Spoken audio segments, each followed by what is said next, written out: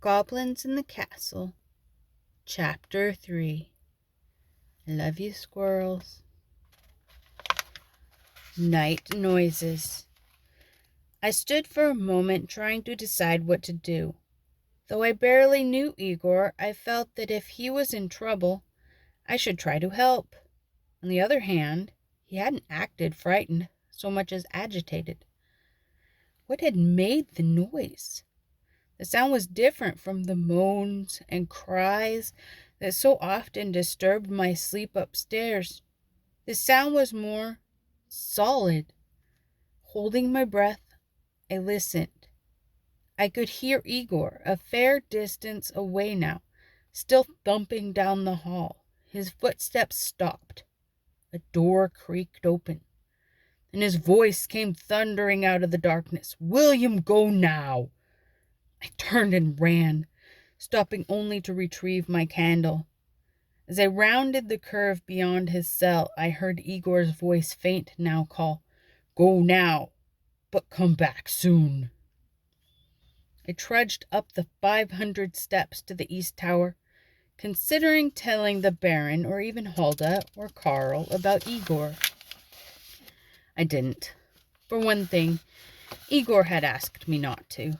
For another, it was easy not to say things in that castle, especially things you weren't sure you wanted to say. After all, it was practically impossible to get the Baron's attention. He hardly knew I existed. Carl was always absorbed in his own work, and as for Hulda, well, Hulda couldn't hear much better than the bread dough she was kneading when I went to see her the next day. I would have had to shout at the top of my lungs to tell her about Igor. It's one thing to whisper a secret, something else altogether to scream it out. "Don't you be picking at that dough, William," Hulda bellowed as I stood watching her, trying to decide whether or not to say something about Igor. She didn't shout out of anger. She always shouted because of her bad hearing. It had been a relief to me when I finally figured that out. For years I had thought that she was permanently mad at me. Knowing that she wasn't serious, I darted my fingers into the floury mass being pounded beneath her plump hands and snitched a blob of dough. "Do that again," she shouted, "and Granny Pinchbottom will come tweak your cheeks while you sleep." I made a face. Hulda had been telling me Granny Pinchbottom stories for as long as I could remember. Grisly tales about an ugly old woman who liked to punish naughty children. The story that had frightened me most was about Hulda's finger. She had told it to me one day when she caught me sticking my own finger into the sweet jar. "See this?" she had roared, holding a right hand before my face. The tip of her index finger had been cut off just in front of the knuckle. The flesh where it had healed over was smooth and shiny. I nodded and stared. I had long been both frightened and fascinated by the shortened digit. Granny Pinchbottom did that. I stuck this finger where it didn't belong one time too many, even though my mother told me not to. One morning, I woke up and she had trailed off, shaking the short finger before my eyes by way of warning. I was 6 at the time, and the story had so terrified me that I stayed away from the sweet jar and anything else that might possibly fall into the category of things I shouldn't touch for a week. Finally, Carl noticed my odd behavior. It took him a while to draw the story out of me. When I finally confessed my fear of Granny Pinchbottom, he looked angry. "Listen, William," he said firmly. "There's no Granny Pinchbottom. She's just a character the old women in the village use to scare children into behaving." "Are you sure?" He had laid one hand on the thick leather-bound book at his side. "I'm sure. When I was little, my mother and my aunts terrified me with stories of Granny Pinchbottom. Finally, my father got sick of seeing me so frightened and took me aside to tell me the truth." I smiled in relief. Carl smiled back, a rare event. Not that I would go sticking my finger in the sweet jar if I were you, he added. Who needs to be afraid of Granny Pinchbottom when you have Huldah to keep you in line? Then he had tugged a strand of my butter yellow hair and said, Now scat, I have work to do. That was what he always did when he wanted to get rid of me. Though I thought about it every day, nearly a week passed before I made another visit to Igor.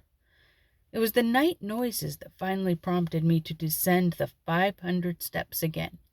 They were growing louder, and I was finding it harder and harder to sleep. It happened the 5th night after I met Igor. The noises were worse than I could ever remember. I pulled my pillow over my head, but I could still hear them. To make things worse, I was restless myself. It felt as if there was something I should do, only I couldn't figure out what it was. Finally, I pulled aside the curtains that surrounded my bed, climbed out, and began to pace around my room. Moonlight streamed through my window. I stopped in front of the fireplace. I'd always seen it as a way out. Suddenly, I realized it was also a way in.